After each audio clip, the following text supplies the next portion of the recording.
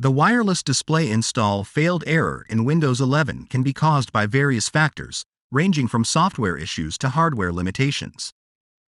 Here are some potential causes and corresponding solutions. First, open Start and then type PowerShell. Right-click PowerShell and select Run as Administrator. Press Yes. Type the following command and then press Enter. You can also copy and paste the command that you'll find in the description of this video.